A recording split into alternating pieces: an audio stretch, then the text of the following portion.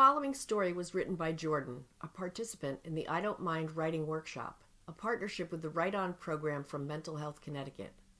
The title of Jordan's piece is What If?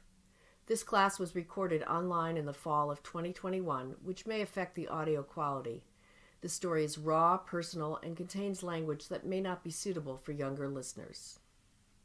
Hi, my name is Jordan, and today I'm going to be sharing a poem about my experience with suicidal ideation. 2017 was freshman year. College dorms, new friends, and old. Freedom, independence, everything I'd craved. And yet, the dark cloud lingered. Drops of burning acid bore holes in my brain, so I filled them with questions of what if and visions of what life would look like after I was gone.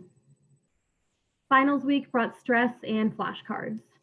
A study break with my friends interrupted by a phone call from my best friend. Hyperventilating from the other line filled me with adrenaline, and before I knew it, I was running to meet her. I followed in supportive silence as we walked to her dorm. She ran to the bathroom and locked me outside.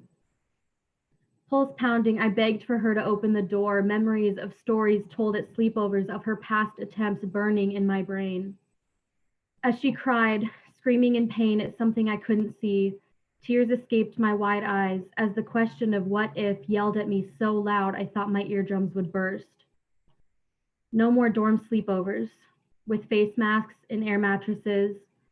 No more late nights at IHOP, or car rides blaring Broadway soundtracks. No more her. These thoughts persisted like an unrelenting wind as my friends and I were ushered into the lobby, where we sobbed as security went to talk to her.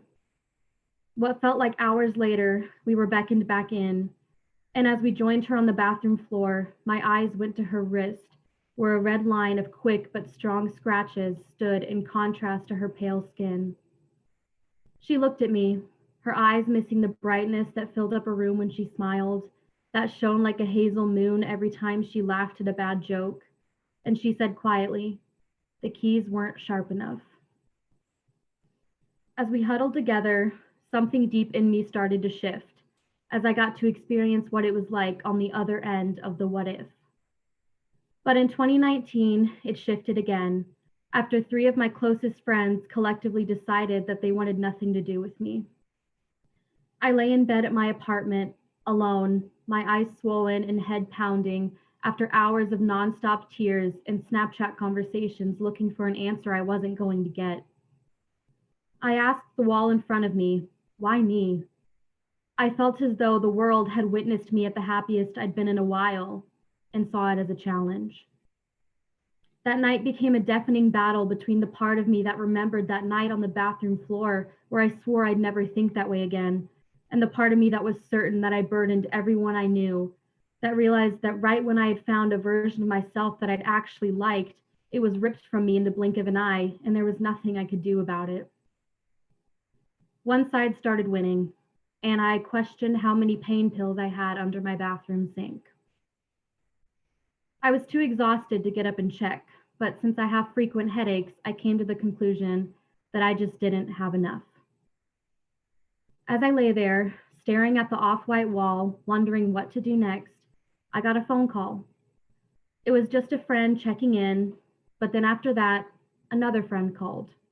She invited me over, we made cookies and sang, and it was the first time I'd smiled all day. But on the drive home, the thoughts hit me again, and I drove slowly because I was crying so much I couldn't see the road. I fell back into bed, numb, and wondering how I was going to face these coworkers that had called themselves my friends the next day. But my real friends that stayed by my side all weekend stood as a reminder of all I had to lose, even after feeling like I'd already lost so much. It's now 2021, and I haven't had a suicidal thought in almost 2 years. I've had some low points, but anytime my mind has drifted to its darkest parts, to the depths where it seems like there is no light at the end of the tunnel, I remind myself that I wasn't alone on one of the worst nights of my life, and I'm still not alone. Today, the girl from those 2 stories feels like a complete stranger. It's easy to get caught up in the what ifs of life because it's full of uncertainties. It's even easier to get caught up in the negative ones. What if I'm not good enough? What if I'm stuck and I'll never be truly happy? But every day I try and remind myself to reframe those possibilities. What if I do get my dream job or the life I've always wanted? What if it only gets better? The thing is, I'll never get the answers to these questions unless I keep going. And so I do. Thank you.